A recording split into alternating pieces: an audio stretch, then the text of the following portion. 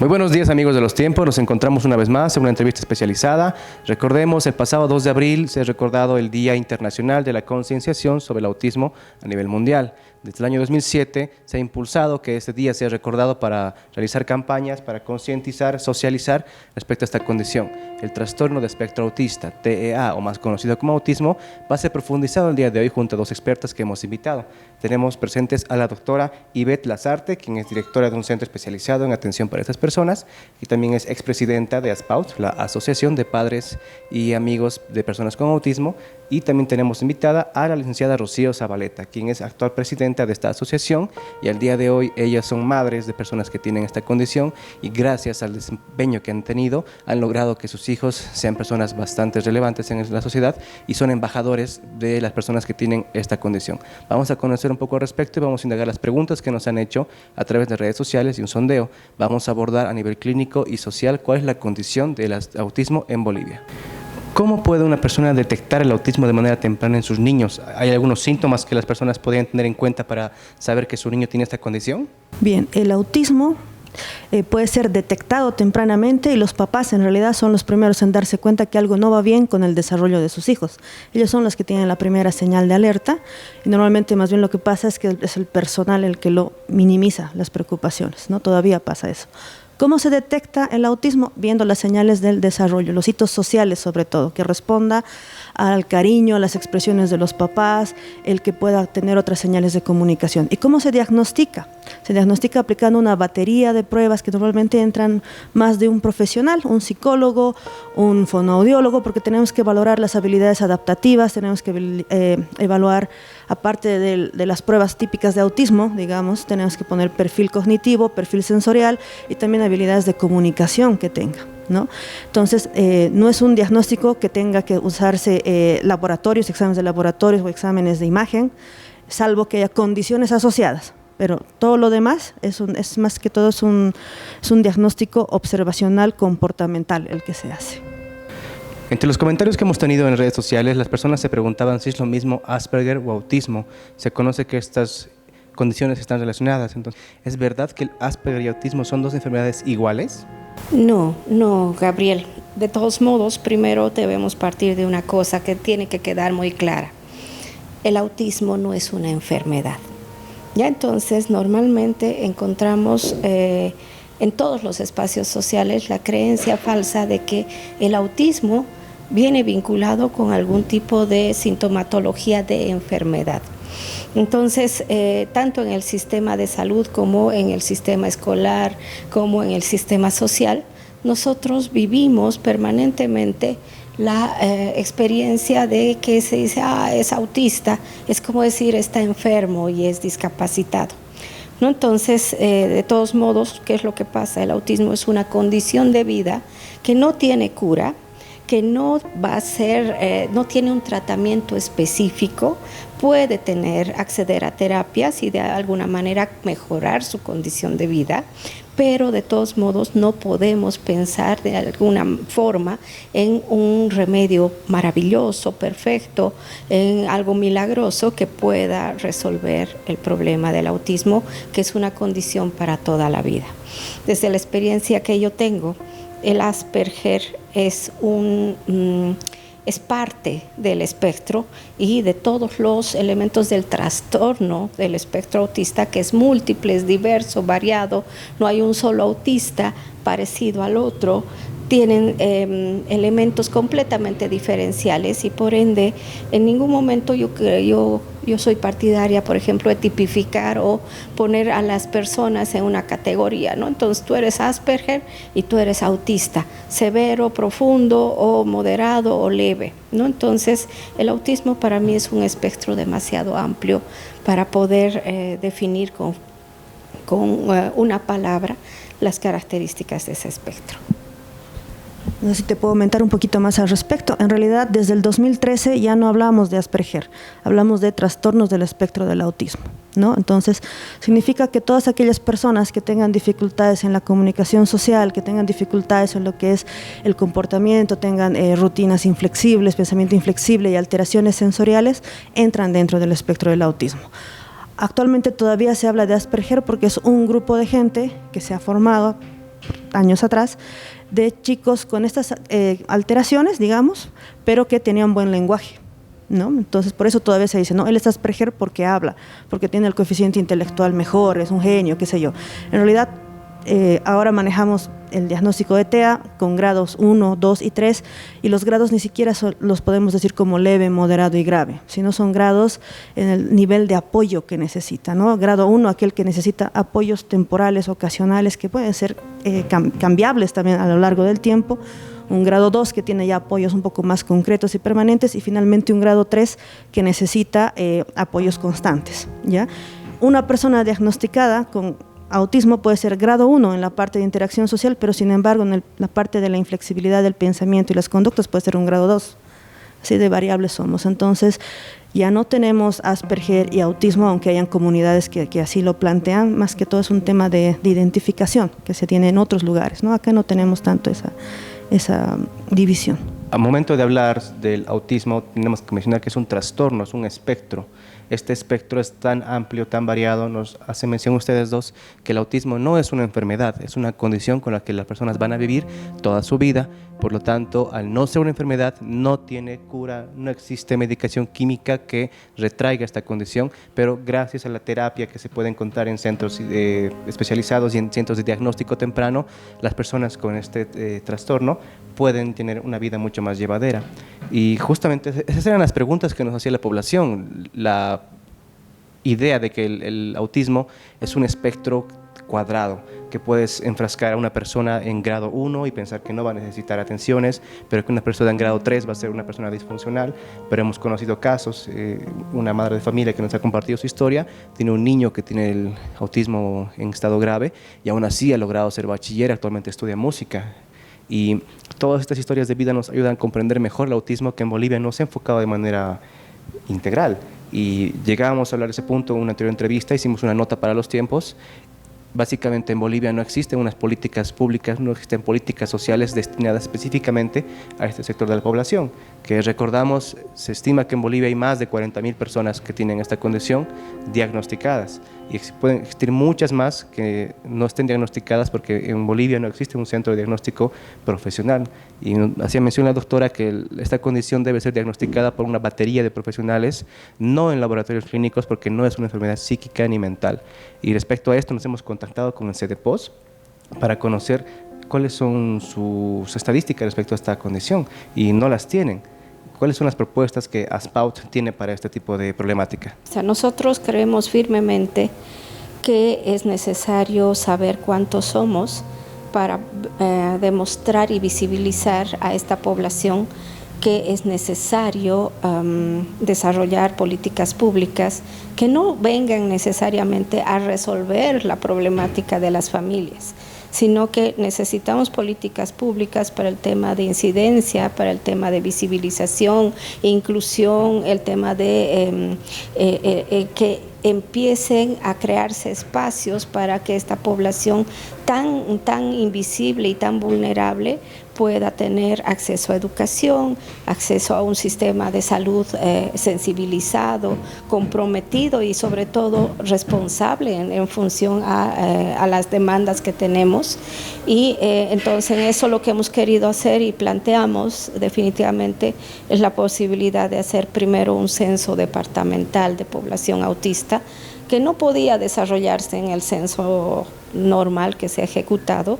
¿Por qué? Porque las características del autismo determinan que no cualquiera puede identificar las señales de autismo, ¿no? Entonces se necesita preparar todo un modelo de capacitación de los censadores, trabajar de forma interinstitucional para estas cosas. Es difícil hacerlo, pero de todos modos necesitamos sistematizar los datos para saber cuántos somos y realmente cuáles son las necesidades que tenemos, ¿no? Entonces eso es principalmente lo que queremos hacer, partiendo de eso para llegar a propuestas de proyectos que puedan transformar un poco la relación del tema de la población autista con el Estado y con la sociedad. Doctora, vamos a hacer un punto muy importante para poder recalcarlo. Cochabamba no tiene políticas porque no está censada, no se conoce la población que existe en su totalidad. Se estima que son más de 10.000 personas que tienen esta condición en el departamento, y el dilema, la problemática se amplía mucho más considerando cómo hay más aristas, considerando que el autismo no se trata de manera adecuada en áreas rurales. Y respecto a este punto, ¿en Cochabamba existen centros donde pueda haber terapia y tratamiento para las personas que sufren esta condición? Bueno, en Cochabamba sí tenemos varios centros que cumplen con los criterios para poder dar diagnósticos acertados, para dar intervención temprana, sí, pero lo que no pasa es que esté en toda Cochabamba, ¿no? Está centralizado sobre todo a nivel de Bolivia, está centralizado en las ciudades, ¿no? Pero claro, es en el área periurbana y rural donde tenemos las dificultades y tenemos muchas personas que necesitan este apoyo. Una de las preguntas más frecuentes que tenemos sobre el autismo es ¿cómo puedo saber si mi hijo tiene? ¿Se puede diagnosticar? Ya nos hizo una mención, me gustaría que hagamos un poco más de énfasis en cuáles son las señales que tiene que identificar un padre para poder llevar a su hijo a un centro de diagnóstico temprano, porque es muy importante que sean diagnosticados tempranamente. Bueno, ¿cómo podemos detectar tempranamente el autismo? Vámonos a los hitos sociales. ¿Cuáles son estos? Son todos aquellos que van a mostrar la interacción que tiene ese bebé con la familia. Y eso empieza desde los 3 meses de edad. Cuando el bebecito ya te reconoce, ya te responde y te sonríe y te responde a tu sonrisa, tú le dices, hola hijito, ¿cómo estás? ¿Qué has hecho? Y el niño te mira y te sonríe, eso es un hito importante que tiene que aparecer y está desde los 3 meses de edad.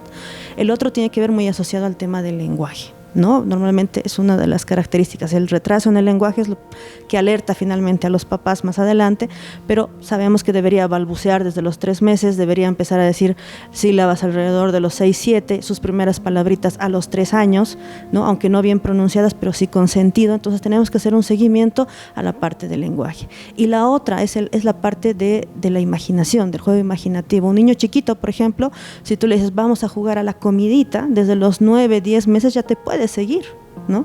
O te puede entender una seña, ¿no? Por ejemplo, no vas a hacer, o beso, entonces imita, ¿no? Entonces esas cosas son importantes que aparezcan. Y más adelante está justamente el que pueda entenderte cuando tú le dices no y no llore, no se desregule, digamos, ¿no? Entonces esas son las primeras señales que puedes tener. Y la otra es la típica, ¿no? Si voy a señalar, digamos, ¿no? Los niños, aunque no tengan lenguaje, sí pueden decirte qué quieren, señalando, apuntando o traerte cosas para compartirte cosas, ¿no? Cuando no hay eso y más bien lo que hacen es agarrarte a ti de la mano para hacer o alcanzar las cosas, eso es objetivizar a la persona, al papá. Entonces esa es otra señal que hay que ver, ¿no? ¿Cuál debería ser el proyecto de vida que un padre debe formar para su hija futuro? Sabemos que en algunas condiciones las personas con autismo no van a tener la facilidad de independencia, pero se puede tratar. Tenemos entendido que hay proyectos que ASPAUT busca impulsar. Vamos a hacer ese tipo de cuestiones, por favor. Ese es un elemento clave, pero tiene que partir de reeducar a las familias y a los padres. ¿Ya? ¿En qué sentido? Somos una comunidad de padres molestos con el mundo porque nos consideramos insuficientes para el desafío que hay. Es decir, criar a un hijo autista está muy lleno de incertidumbre para nosotros. No sabemos hacia dónde dirigirnos, no sabemos cómo mejorar la condición, nos cuesta mucho aceptarla, ¿no? Entonces, primero, a estos padres que recién reciben un diagnóstico o que realmente no encuentran el camino, hay que decirles que 1 hora de terapia no va a resolver los problemas. 1 hora de, de un elemento en el cual nosotros dejemos a nuestro hijo para poder desarrollar habilidades, no va a hacer la diferencia. Entonces, ¿qué es lo que necesitamos? Desde ya es crear nuestro propio proyecto de vida como familia y para el sujeto, para el ciudadano, porque tienen todos los derechos, absolutamente todos los derechos. Y entonces, ¿qué es lo que debemos plantearnos en ese proyecto de vida? Es primero mejorar el presente, ver las condiciones del futuro y establecer un modelo de rutinas que le permita la mayor independencia posible en términos de la necesidad de apoyo que tenga. ¿Ya? Entonces, ¿cuál es la finalidad? Es que ese sujeto, cuando nosotros no estemos, tenga la capacidad y un soporte quizá económico dejado por nosotros de poder hacer una vida, si bien supervisada, pero en términos de independencia lo más digna posible. Eso es lo que queremos nosotros. Entonces, para eso hemos pensado en nuestro propio centro de terapias, crear nuestro propio centro, construir nuestro propio centro y al mismo tiempo establecer terapias integradas en un modelo buscando la independencia en términos por ejemplo, conductas repetitivas, en términos de un pensamiento un poco más abstracto, en términos de saber habilidades para la vida cotidiana. ¿Ya? Ese es uno de los elementos. Si se puede en términos laborales también. Ya, pero al margen de eso también tenemos que pensar en población que está muy, muy vulnerable y es los jóvenes y los adultos en el espectro autista. Entonces, ¿qué pasa con ellos? No tienen acceso a ningún tipo de centro, ningún colegio los acepta, la mayoría ha abandonado el sistema escolar, no ha logrado terminar el sistema escolar. Y entonces, ¿qué es lo que sucede? Las familias dejan de esforzarse por mejorar la situación y los dejan de alguna forma encerrados en el quinto patio. Eso es lo que no queremos. Necesitamos políticas, necesitamos establecer un trabajo coordinado de las familias para que esos jóvenes y esos adultos tengan posibilidad de vivir dignamente el resto de vida que tienen. Y para eso está el modelo de viviendas tuteladas, que queremos darle una especie de continuidad y un modelo de autosostenibilidad. ¿Y qué significa eso? Es que cada familia deberíamos invertir en ese tipo de proyecto de vida. ¿Por qué? Porque, como les digo, una hora de terapia no va a cambiar ni el diagnóstico, ni la realidad, ni a veces los retrocesos que todos experimentan en diferentes circunstancias, ¿no? ¿Por qué? Porque tenemos eso. Hemos avanzado mucho y de golpe aparece un retroceso y hay que recomenzar de nuevo, ¿no? Entonces eso es lo que hemos planteado como ASPAUT, que necesitamos eso más que pedirle o extender la mano a las autoridades para decir, por favor, necesitamos un bono, necesitamos esto. Somos nosotros los actores del futuro de nuestros hijos y eso lo hemos aceptado y reconocido. Esta ha sido parte de la entrevista que hemos tenido con expertas relacionadas con el trastorno autista y les recordamos que esta información es valiosa para todas las familias, para todas las personas que conozcan a una persona que tiene esta condición o creen que lo pueda padecer. Recordemos cuáles han sido los diagnósticos y las señales tempranas que hay que detectar.